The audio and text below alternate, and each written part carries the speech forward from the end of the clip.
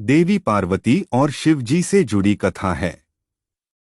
देवी सती ने देह त्याग दी थी और सती के वियोग में शिव जी ध्यान में बैठे हुए थे।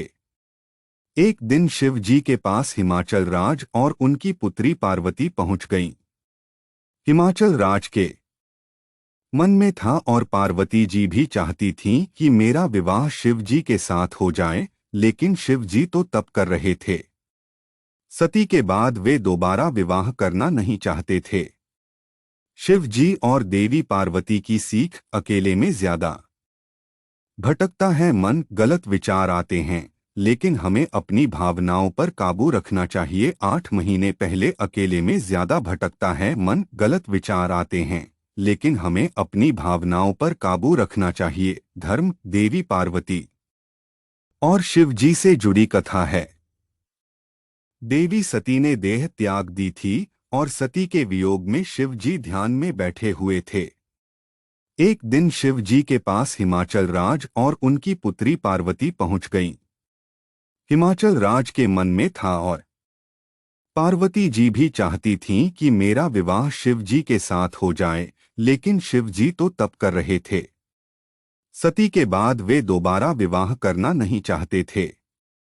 आप यहाँ तप कर रहे हैं, यहाँ आपका ध्यान रखने वाला कोई नहीं है। मैं चाहता हूँ कि मेरी पुत्री पार्वती यहाँ रहकर आपकी सेवा करे। पर्वतराज हिमाचल राज ने शिव जी से कहा, मुझे इस बात की जरूरत नहीं है। महिला की वजह से ध्यान, वैराग्य, तप बिगड़ जाता है।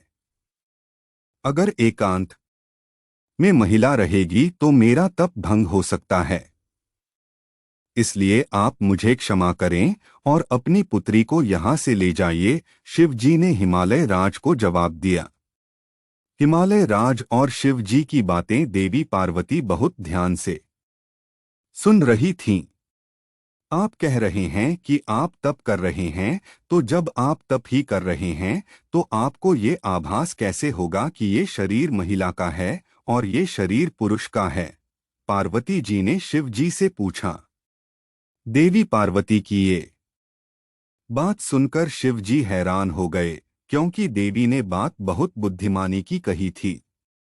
देवी, आपकी बात सही है, लेकिन मेरी बात भी सही ही है, शिव जी ने कहा। इसके बाद शिव जी ने हिमाचल राज से कहा कि आप चाहें तो समय समय पर कुछ देर के लिए देवी पार्वती यहाँ आ सकती हैं और यहाँ की व्यवस्था सुधार कर वापस लौट जाएं। शिव जी और पार्वती जी की सीख। इस कथा में शिव जी और पार्वती जी ने संदेश दिया है कि हमें अकेले में अपनी भावनाओं पर नियंत्रण रखना चाहिए। अकेलेपन में ही व्यक्ति की भावनाएं गलत दिशा में भटकती हैं, बुरे विचार जागते हैं। इसलिए एकांत में भावनाओं पर नियंत्रण रखें। जो लोग पूजा पाठ, तप और ध्यान करते हैं, उन्हें पूरी तरह एकाग्रता के साथ डूबकर ये काम करना चाहिए, तभी मन गलत दिशा में नहीं भटकेगा।